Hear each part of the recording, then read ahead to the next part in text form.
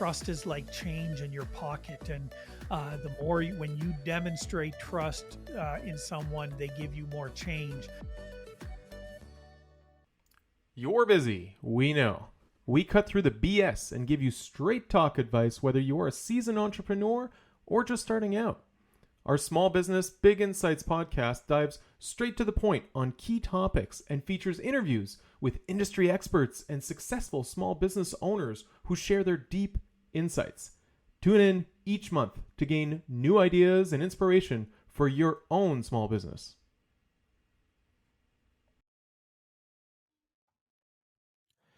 Welcome to the Small Business Big Insights podcast. So excited to share this episode today with some big insights from our very special guest, Rob Dale, who helps us better understand various concepts that allow us to expand beyond the traditional business mindset. I invite you right now to subscribe to the podcast, or you'll miss out on some exciting upcoming episodes. Also, give us a review on your podcast platform to help us spread the message. Let us know how we're doing. So today, we're joined by Rob Dale. With a balance in energy and warmth, Rob invites people into conversation where they're challenged, inspired, and motivated to grow. His ability to lower barriers and build trust creates an atmosphere where change happens. His weekly video talks on Living Richly podcast have been viewed by people in over 20 countries. He earned the master coach status with Rhapsody Strategies, an award-winning coaching firm. Rob inspires business owners and individuals to discover their purpose and live it out fully. He desires to help people be the difference in their family, community, and business. On a typical Friday night, Rob can be found enjoying a good cigar and a glass of Scotch with a few good friends. We're lucky enough to have Rob with us today. Welcome. Hey, thank you, Eric, so much. And I love that you emphasized it has to be a good cigar. Yeah, there's the good ones and the bad ones, and I'm sure you have your favorites. Both. And yeah. Oh man, I remember before we get into this here, I remember we went to Mexico. There was some good cigars there. What's your favorites? Oh, I've got quite a few of them, to be perfectly honest. I certainly like a lot of people will right away lean towards the Cuban cigars. Cuban cigars have gotten so expensive now. I'm more into some of the Dominican cigars. Diesel is a brand that I will smoke a lot, but any cigar that is decent and has got some quality to it. And if it's mixed with some nice Scotch, then it's a good cigar for sure. Even better. So let's get straight to it here. What do you think most business owners are missing out in their life? This seems to be kind of a topic that you feel passionate about. So share with us. What do you think? Yeah, and what a big question to get started with. There's no softballs in this podcast. No, straight Eric. to it. I love it. It is an interesting. I've had the opportunity now to work with business owners through originally a company called Breakthrough Coach, and then we launched Rhapsody Strategies. That's 9 years. We just celebrated our 9th anniversary a short time ago.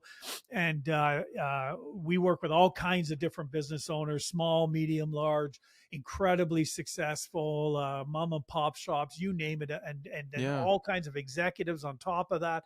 And it is interesting because when we launched our podcast around the Living Richly model, it came out of the notion that we saw all these incredibly successful business owners. They had achieved the things that they thought would bring contentment, happiness, joy, whatever word you want to use there. And yet we're feeling incredibly empty. We're feeling like, is this it? And that there was something missing. And so over time, as we continue to have these conversations, and I continue to have these conversations, one of the things that I discovered, it's most of the time, if they really were to narrow it down to kind of summarize it in the most simplest way, what they're missing is true connection. True connection. They have built a business. They are surrounded by people who depend on them, who rely on them, who are connected to them via what they do more than connected to them around who they are. And true Ooh, that's connection deep. only comes through who we are, not what we do, because what we do can change. But business owners get so busy, they're so focused on running the day to day. Most of them are working way too many hours for way too little Yeah. profit. And so in the midst of doing all this kind of stuff, they've kind of lost that place where they can express who they truly are, Mm-hmm. and they're wearing their business owner hat all the time, and all of their interactions with people are on that level. And so at the start, kind of at the heart of that, I think is the notion of true connection. Yeah, I think that's deep. I mean, I think like you said, like I've seen it from our own clients and my own experience, people put their time and energy and effort into their business and then, maybe that financially it's successful, like it grows and there's revenue and all that kind of stuff, but then you lose track of who you as a person really are. And Yeah. then yeah, and when you lose track of that, you really lose track to like what is your actual happiness? Like who are you really and how do you fulfill your life? So that's Well, that's super deep. Yeah. and Eric, with that, what starts to happen is, and I've seen this with so many business owners, if they take time off, if they take a Mm, vacation, yeah. many of them don't, but those that do will often do it because their significant other is either putting the pressure on that, hey, we need to go away, or the kids are driving them nuts and Yeah. they need to get away. But even when they're on vacation, they're Mm, checking their emails, they're responding to clients, yeah. they're Yeah. not truly taken off. And it's almost like the sequence of the way I put it with some is, you basically, you don't own a business, the business owns you. Mm. And Becomes an so the reason obligation. why Yeah. life is that sense of what's missing is they have become a slave to their business. And Mm. I've got two clients right now. One of them, as we speak, has Mm. just begun a 3-week vacation where Three they are weeks. Wow. completely disengaged. Now, we spent almost a year preparing for this, Yeah. Yeah. but they got finally to a point now where they're going to be, for the first time in their since their business started, 3 weeks where they are, the only way they were able to manage to do this, they're going to check in twice Mm. to the person who is overseeing things while they're away. They're going to check in. They've got one scheduled for this week, and then one scheduled in another week and a half. Those two check-ins, and that's it. They're not even looking at their emails, and they're testing out, can I actually do this? And it excites me when they do that, because that's when you start to get back to, okay, who am I really? Who am I when I'm not being a business owner? And that's Mm. probably one of the most critical things that a person can do. Yeah. And because a lot of people have been running their business for years, right? So they've forgotten what life was like before and who they were back then. And I'm glad you mentioned Yeah. like the whole spouse and kids because it comes back to like family and really what truly really a lot of the motivators for people to even have a business and to do well is to support their family and do that, right? So yeah, that's really interesting. Those that are maybe not that are not business owners who are listening to this episode, one of the things that they may not realize, being the owner of a business can be one of the most lonely things, Oh man, for because sure. you are carrying so much of a burden. You can't put that burden on your employees. You don't want to bring that burden home to your family.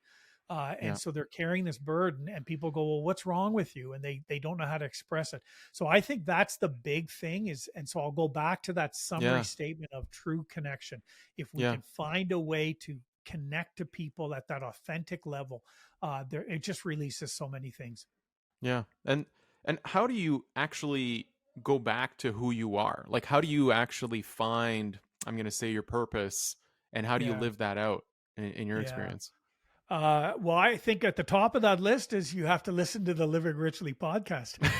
That's the Sorry, that secret. was a shameless plug.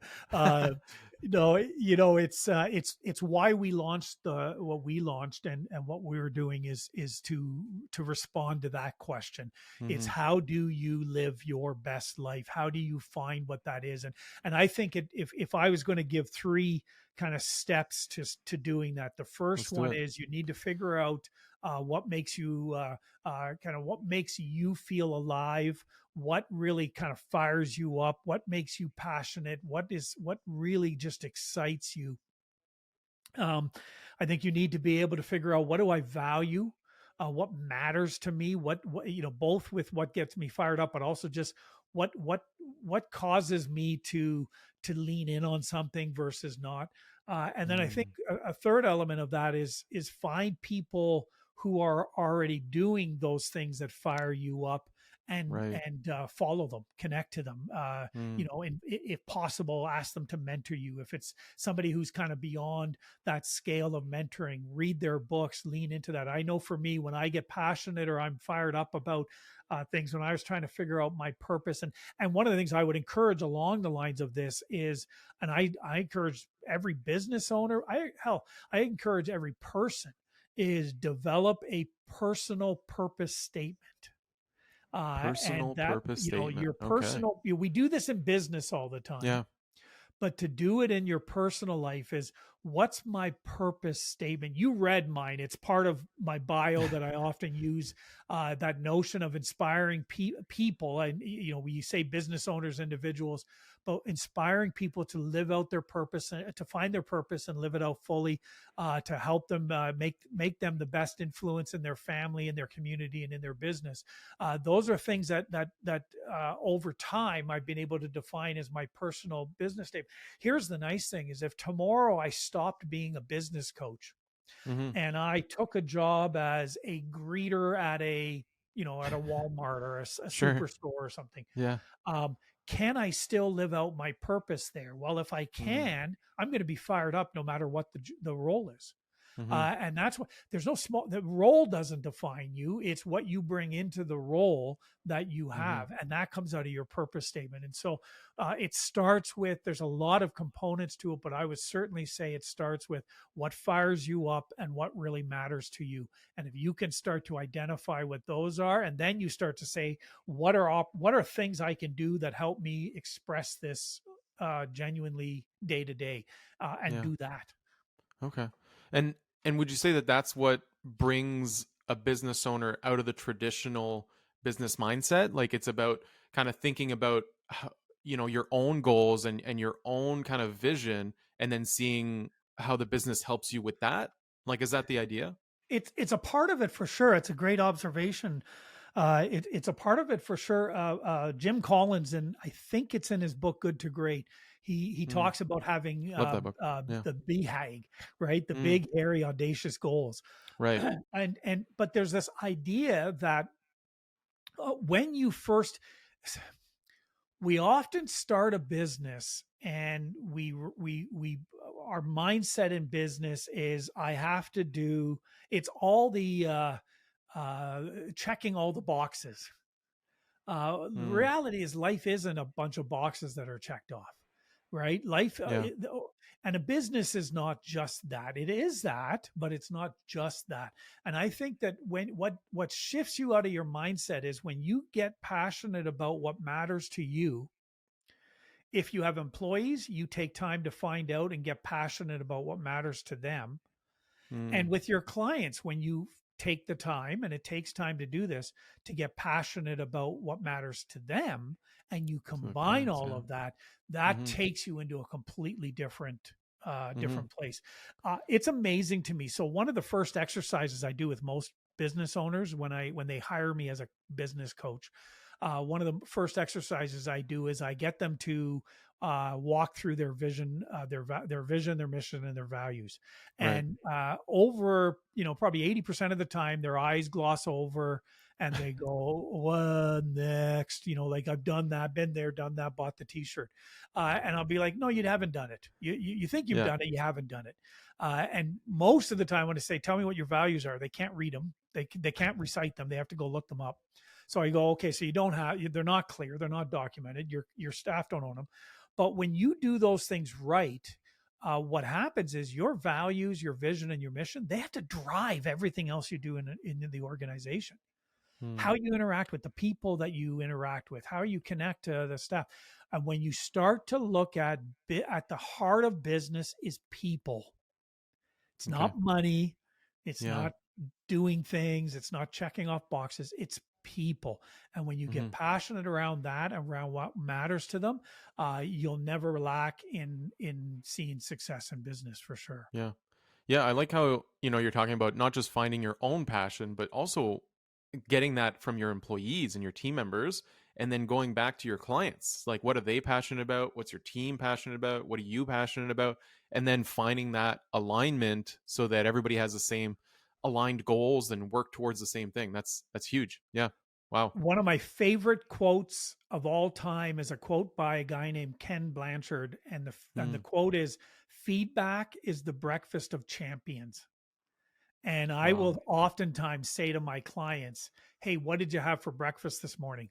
What's the feedback that you had for breakfast this morning?" And they chuckle Yeah. because they know that it's, and I emphasize it. If you're not getting feedback from your staff, if you're not getting Yeah. feedback from your clients, and if you're not giving yourself feedback or getting feedback from others around you, you are Hmm. missing out on, again, what makes someone a champion. It's the Yeah. breakfast. It's what you start every day with, is figuring out, what do I need to know, and who do I need to speak to get that information, Yeah. and that will absolutely change how you function in a business. Yeah, I remember hearing a talk from Elon Musk, and they were asking him what the biggest challenge was for him. And the biggest challenge that he mentioned was actually getting real feedback from people Yeah, around him, because people would just tend to agree with him because he's Elon Musk, and they don't challenge him. And it's like, no, just challenge me. Like, actually tell me yeah, what I'm doing wrong, you know? And so that yeah. can actually be a big problem. Yeah. I'm giving you some of my favorites today, Eric. One of my that was my favorite quote. My favorite TED talk of all time Yeah. is a TED talk called "Dare to Disagree." Okay. And Dare to disagree. I apologize because I'm blanking on the Oh, communicator. we'll find Uh, it for the show yeah, notes. Yeah. but the dare to disagree. Yeah, put that in the show notes. And in there, she talks about the notion that far too many organizations have echo chambers Mm, that yeah. just Yeah. echo back what the owner wants to hear. But when you create around you a group of people who are willing to give you the criticism, the constructive criticism, and the feedback that you need in order to be better, that absolutely changes things. And Mm, it's a phenomenal TED talk. okay. And I guess, like, you've mentioned a couple books and a couple quotes that were really impactful for you. Are there specific business principles that you feel that business owners should deeply follow? Yeah. Well, certainly along that, probably the best book that talks Okay. about principles Hmm. is the book called Principles by Ray Okay. Dalio. Okay. And just an absolute gem of a book that Ray Dalio put out a number of years ago. I Hmm. would say this: if I was going to outline some of the most important principles, and they almost go hand in hand, at the top of that list, culture matters.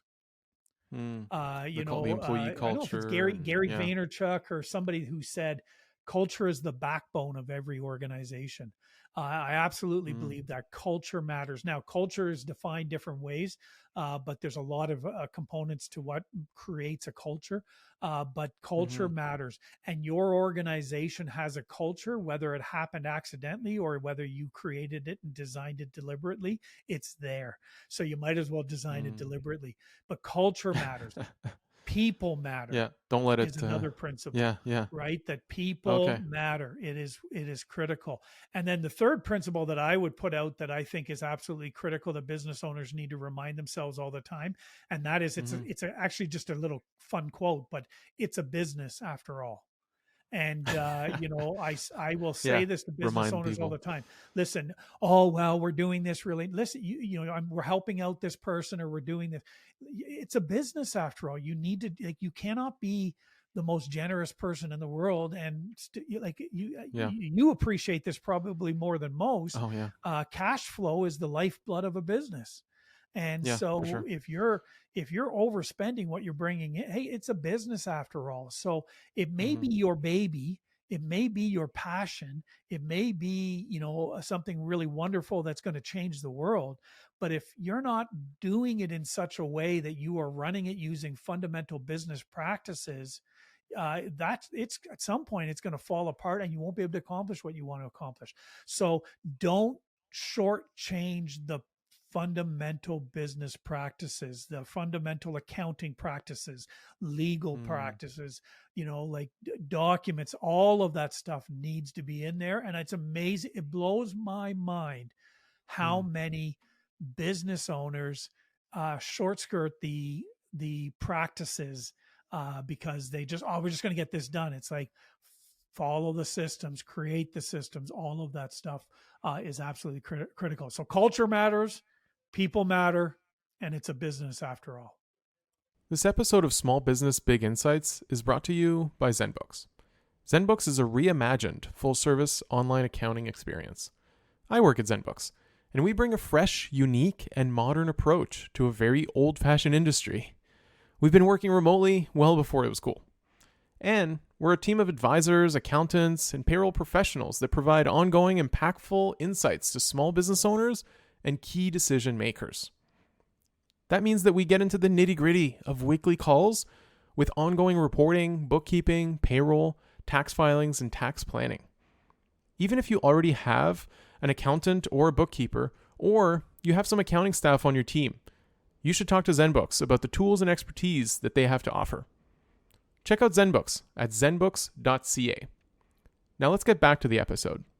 Good. Yeah, those are good principles. And yeah, I feel like some business owners kind of sometimes feel that a business is just an extension of themselves, right? Like, and they feel Right. like it's just like it's not its own entity, or it's not its own actual business. It's just like, oh, it's kind of like just me, right? And I think that's kind of a fallacy that some business owners fall into.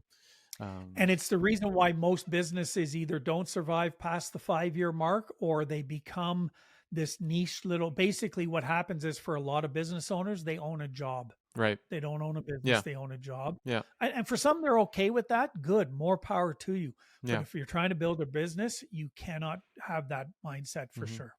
And I've heard people approach you in times of uncertainty, right? Like in times when there's a lot of change happening, there's a lot of like things to kind of figure out. And so I guess from your own experience, when clients approach you, what's the first step to deal with in a time of uncertainty? Yeah, that's a great question. And it's interesting. Most of my clients that I have um, reached out to me as a coach during some of their most successful times. Really? Okay. They reach out when they're winning awards and they're seeing incredible growth and there's all this success. And at that point, they go, you know what? If I want to maintain this, if I want to make this the norm, I need to it's getting to be more successful than I'm kind of comfortable with. I need to bring someone in. And so we're always amazed that we actually get very few clients who reach out to us in crisis. They Oh, okay. usually reach out to us at their peak of their, not the peak of their success, but in moments of success. But some do come to us in crisis. And then some of those companies come to us during crisis. It was interesting when COVID first hit. One of the things that we did is we scaled back. We went into kind of emergency mode. Okay. We thought that most of our clients would see us as a luxury item, a line item in their budget. And so we expected the majority of our clients to cut back on coaching during COVID. What shocked us was the opposite happened. The opposite. Wow. Is that almost every one of our clients either continued at their current engagement or increased the engagement with us during COVID. Yeah. And we saw, some of our best years, certainly as a business, financially as a business, were the COVID years. And the reason was exactly to your point, is that they were in this place. They had no one to talk to. They had no one to kind of lean into to help them figure out how they were going to navigate this unprecedented kind of thing that was happening around the world. The first thing that I say to anyone, business owner or just average person walking down the street who happens to ask the question, not that happens, but is when you are facing uncertainty, the absolutely first thing you need to do is figure out what I have control over. What do I have control over? Yeah. And it's a Stephen Covey 7 Habits of Highly Effective People, kind of principle, and that is that you have things that you are within your control, you have things that are outside your control, and you have things you have influence over. And most people spend most of their time dwelling on things that are outside of their control. It's wasted energy. It doesn't achieve anything other than raise your stress levels and worry. one of the most freeing things that happened for me is, and I don't always do this. I wish I was absolutely perfect at it, but it's a journey of learning. I'm really good at it, I think. And that is to stay in that circle of control, Right. the influence, in the circle of influence. I focus in, is this something I have control over? No, then I'm not putting any energy into it. Is this, this I do? Oh, can I influence? I had the talk recently at an event. I was a keynote speaker, and they asked, and I brought up about the notion of what is within your control, Mm. and stop worrying about the stuff. And, and somebody came up to me afterwards and says, well, what about something like the environment? I really don't have control over the environment, but shouldn't I be worried about it? And I said, oh, that's a great example to use. Mm. You have control over what you do, your role in the environment. So you can control whether you recycle, whether you pick up trash, whether you focus on your carbon footprint, or whatever you want to talk about under that world of an environment.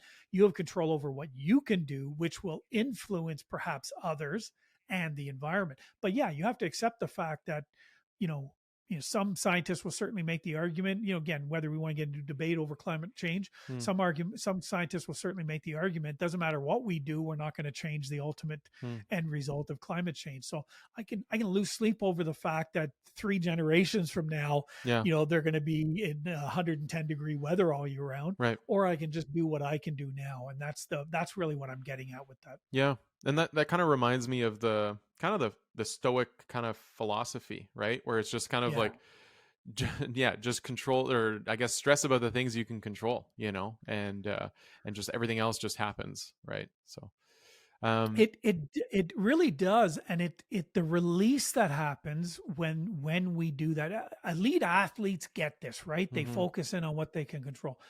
Most of us, we just lose sight of this, and it's something freeing when you go, okay, do I have control over that? Yes. Oh, good. Now, and it's amazing how much stress is released Mhm. just knowing that that's on me, that now I can do something about it, right? Because that's Right. why people get overwhelmed. And that's what you want to do in a business. Or a business owner comes and, I can't control whether clients sign up with me. No, you can't. Mhm. You can't force them. That's up to them. You can influence them. Mhm. What you can control is how you show up and how you show your product, or the value of your company, your Mhm. services. There's so much you do have control over that will influence that decision. Some people, no matter what you do, they're not going to do it. And I've so now freed myself of the rejection of no, I don't want to work with you. That's so beyond me now. Like, Yeah. it's like, okay, I don't have control over that. Yeah. Yeah. You don't know why. It doesn't matter. Like, yeah, they have their own reasons, and And yeah. again, feedback is the breakfast of champions. So even in a context like that, I may choose to get feedback as to, hey, why did you go a different direction? Mhm. Can I just understand that? In other cases, it's again, after this many years, usually I can figure that one out. But Mhm. that's the beauty of feedback. Yeah. And I guess in your shoes, like you deal with a lot of small, medium, and even large businesses, and you get into such a good zone with them where they trust you, right? Like they Yeah. need to be able to open up with you. They need to be able to feel like you're a confidant, or they need to feel trusted. And so how do you build trust? Like, how have you become so Hmm. good at building trust in short periods of time? What's been your secret? Yeah, that was such a great question. Trust is at the heart of so much of what business is, right? Business is a transfer of trust. John Maxwell, in his book 21 Irrefutable Laws of Leadership, he had one of the laws is the law of trust. That trust is like change in your pocket, and Mm. the more when you demonstrate trust in someone, they give you more change. And when you fail to demonstrate trust, you're spending change. You want to make sure you always have some change in your pocket. Mm. You always want to make sure that you've got you're on the plus side of the ledger Yeah. when it comes to trust. How do you build trust? For me, I can speak for myself. I've been training myself to show up authentically with everybody that I meet. Yeah. I used to, when I first started business coaching, it was interesting. When I first started business coaching, I've got, again, listeners, if they look up some pictures of me, they'll see it. But I'm covered in tattoos, and both my arms have got tattoos, and Yeah. I've got a bunch of tattoos and everything like this. And I remember in my old world, that was great. And coming into a business coaching, I was embarrassed by this. I remember going to an Ottawa Board of Trade event, and I were wearing my jacket, and it was hot. It was the middle of summer, so I had a short sleeve dress shirt underneath. And I had to say to myself, okay, remember, don't take off your jacket, this kind of stuff. Anyway, so I'm having breakfast at this thing, and totally just subconsciously, I took my jacket off and hung it over the back of my chair. Oh And as man. soon as I did it, I went, oh, damn, right now my arms are showing. And I was just like, oh, this sucks. So like they're gonna look at me and go, who's this guy? And and I was brand, like I said, I was 6 months into coaching at that point. Right. Didn't understand this world or anything like that. And I remember a guy, he reached out to me the next day and he said, I'd like to book a meeting with you. Want to talk to you about coaching? I said, yeah, absolutely. And we went for coffee, and he said to me, you want to know why I reached out to you? And I go, sure. I said, love to know. And he goes, when you took off your jacket and I saw your tattoos, he said, I thought, oh, this is a guy I can relate to. Mm. I bet you he's going to be somebody who will give me ideas outside of what others have, the traditional thinking is. Wow. Yeah. And I realized in that moment that by just being myself, Hmm. it sets me apart from others. Yeah. Your authentic And self. so, Yeah. that authenticity is so absolutely critical. And it's amazing to me how few people guard this, right? They think, okay, I'm a business owner. I'm going to have my LinkedIn profile, but I'm going to keep my Facebook profile or my Instagram. I'm going to hide those. I don't want people to see all the things I do. And Mm. my attitude is I want people to connect to me. Like I want you to connect to me. Connect to me find me on Facebook, find me on LinkedIn, find me on Instagram, find me on whatever, Twitter, or whatever the threads, find Hmm. me on whatever platform is relevant in the moment. Uh, uh, let's see my life. Because if you find things that connect to you, you're more likely going to trust me. We trust people we like. Mm. And so what I want to do is build likability with someone. And if I can build likability, they're more likely to trust me. Now, they may like you, but think you're an idiot. So, right. They may like you, but go, I like them. They're a really great person, but I would never trust them with my business. Right. And that's where you also need to demonstrate that you're an authority. You need to demonstrate that you know your stuff. I Yeah. would encourage business owners. This is where somehow demonstrate that what you know, give away stuff, knowledge stuff, document, whatever PDFs that Hmm. demonstrate that you know what you're talking about. And I think another big one is what do other people say about me? Your social proof. Right. Do people, and I cannot get over how many business owners do not put a priority on getting reviews from clients. Right. Yeah. And yet, if you were to, I ask people this all the time. If you're thinking of going to a new restaurant, what do you do? One of the first things most people do is they search for them on Google, and then they read the Google reviews. Yeah. What do other people say about this restaurant? Right? What do other people say about whatever it is? We go on and we look. We post on Facebook. Hey, I'm thinking, who can refer? Who knows a good accountant? Hmm. Right? Hmm. And then we take Facebook gets it's why when you see a suggested page shows up on your social media, Hmm. above the page it tells you which of your friends have already liked Yeah. the There's page. a social proof there. Yeah. It's a social proof. So those are the things what I want to do. So when I'm interacting, I just started working with a new team. Hmm. First day, they'd all worked together for 20 years. I didn't know them. So what I did is I had them go around the corner, around the room, and I said, I want you to tell me your name. Tell me what you do here. And I said, and then I want you to tell the group something about you that they don't know. Hmm. And they all went, are you kidding me? We've been together for 20 years. How are we going to, so I said, I didn't say it'd be easy, try and do it. But so they did, they'd started going around. It was amazing. Some of the things that they shared, but every time somebody shared, oh, this is something people maybe don't know, I found a way to go, oh, yeah, you know what? I've done something similar to that. And I brought in a connection to that thing that they shared. Right. And afterwards, I even said to them, did you notice what I did? And one of them picked up and said, you were connecting to us each individually around something. And now suddenly we have a connection. Yeah. and it opens up trust. Yeah. So long, I took way too much time to Yeah. answer Yeah. that question, Yeah. but there's a lot that falls into that for sure. Yeah. I mean, there are no shortcuts, right? So it's going to take a bit of time to explain how to build trust. That's cool too. You Uh, don't just, it's like the employee who walks in and starts telling everyone how to do things. It's like, shut up and yeah. earn the voice, Yeah. earn the opportunity to say something. You've got to be able to show up and let people know who you are. Okay. And I guess on your side, like, I mean, with all the people you're dealing with, I'm sure you have very stressful environments and very stressful situations and stressful client matters that you're not even sure how to deal with. Like, how do you personally, as an individual, deal with the stress from your own work? Yeah. We saw this during COVID. About 6 months into COVID, our coaches at the time, we had a bunch of coaches that were, and they were experiencing what we call compassion fatigue. Oh yeah, yeah. They were so Wow. overwhelmed with caring for others, and we realized we needed to lean into the health of working with them. A couple of things I do to deal with stress. So I'm a big believer that everyone needs a coach, Mm, including coaches. Now, my coach is not a business coach who I work with, but it's a counselor, it's a psychologist, okay. and I meet with that psychologist on a monthly basis. One of the absolutely most transforming things was having the opportunity to interact with someone, who is able to bring insight into my life, who doesn't play with my bullshit, but basically, challenge, right? So, Yeah, yeah. so that's been a tremendous help. Is I have that release of that person to talk to. We need to talk things out in Hmm. order to let them go.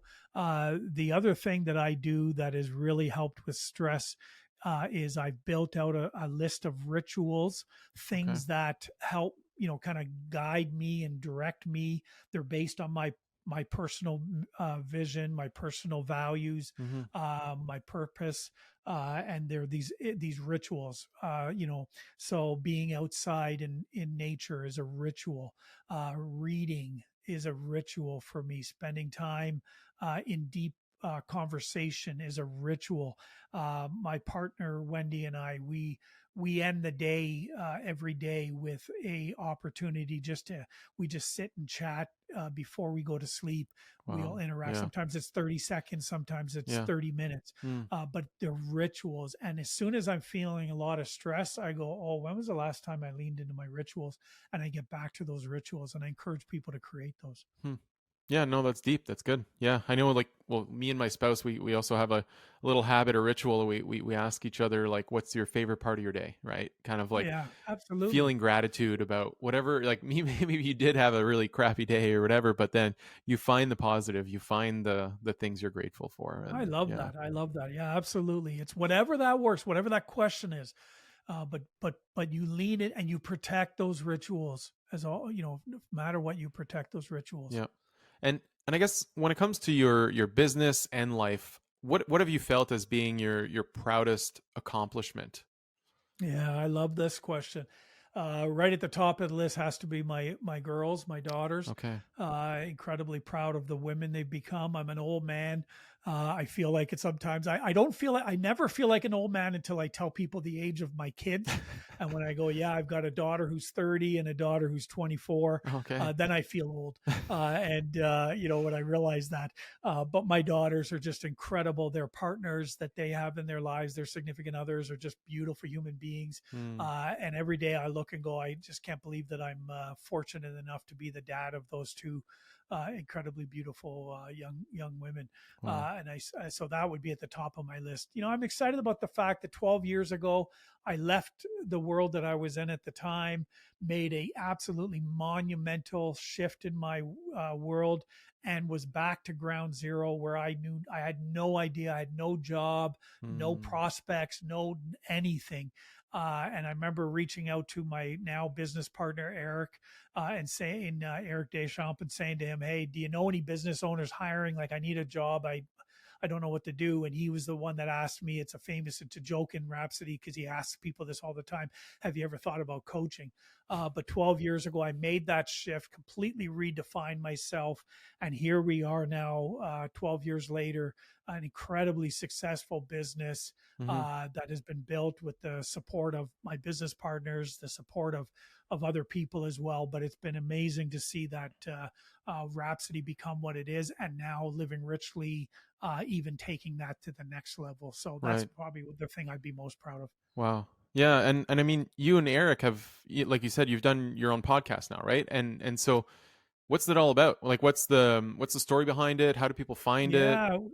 Well, it launched, and thank you for letting me talk about it a little bit. I mean, Yeah. the Living Richly podcast, it originally launched with Eric, our other business partner, Trevor, and myself. And it was just came out of the fact that we recognized two things. One, we were all on this journey of really we had a successful business and asking the question, what now?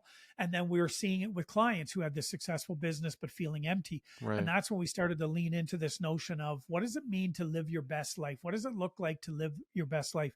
Over the course of time, about a third of the way into it, Trevor had to step away from the recording of it and being involved in it because he owns a farm as well as being on the in the Wow. business, and so he had some other needs that he had to focus on. And so Eric and I continued to run with it. But our passion is this notion again. Far too many people focus on external success Mm-hmm. as a way of finding meaning and fulfillment. And if you do that, you're constantly going to be disappointed. It leaves you empty. And so the Living Richly podcast is all about how people can get to the point of living your best life. What does it look like? What does it mean? What is it? How is it played out? It's different for everyone. We're calling it a movement, and we've seen incredible success. The number of downloads and people that are listening on all the different platforms. It's been so exciting to see, and we would love to invite your listeners Yeah. Yeah, of to course. take a peek at that one as well. Once That's they're cool. done listening to your episodes, come and listen to the Living Richly stuff. Yeah, go check it out. And anything else that you think we may have missed in our conversation? Anything you think our listeners should know more This has about? been great, Eric. Yeah. I'm just so excited for what you're doing. There's a need for this. Mm, I am absolutely convinced that the more people put aside the Netflix and the others, the streaming services, and they start to fill their brain with some content that really can help them grow and develop. And you're doing that. And I think the stuff that you've covered, the questions you're mhm. asking here really are great. I think that's amazing to see happen. The only thing I would add that I didn't get to add, I didn't Yeah, yeah, manage to add. I know that you can throw it in the show notes, but certainly encourage people if they want. Just the website for Living Richly is just livingrichlly.me. yeah, yeah, for sure. We'll So include it it's a in real the show easy way notes. to remember that. But no, I appreciate it. This has been I've really enjoyed having the chance to chat with Sweet. you around this stuff. Yeah, cool. And Rob, how do people get a hold of you? Do you have, like, what's the favorite spot for, like, a website or email address or what? Yeah, so probably the easiest is, like I say, you can go to livingrichlly.me or rhapsodystrategies.com. Okay. And both have links to my stuff. Okay. My email is rob@rhapsodystrategies.com. Okay. But if you type in Rob Dale into Facebook, into Instagram, any of them, We'll you're find going to you. find me. Okay. I usually am one of the first ones to pop up on Sweet. that list. Okay. Well, thanks so much, Rob, for joining us. This has Thank been you. great. And yeah, I learned so much. I think all the resources that you've talked about, we're going to put in the show notes. And I think there was a lot of value in this conversation today. Thanks. Awesome. Thank you so much, Eric. All right. Bye. Thank you to our sponsor, IC360 Solutions. Working with modern IT should be simple yet secure. If your current provider hasn't made you feel that way, you probably haven't modernized.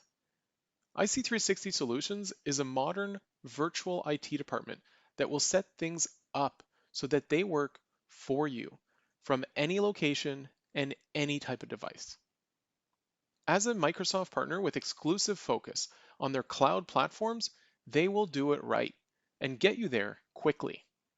Reach out to IC360 at ic360.ca and give your team the latest and greatest platforms so that they can get their work done. Looks like on our next episode, we have Anastasia Valentine, who discusses some of her secrets to revenue growth that you can use in your small business. Follow now on your podcast provider of your choice and get notified of this episode and the next ones. Don't forget to rate and review the episode. Thanks.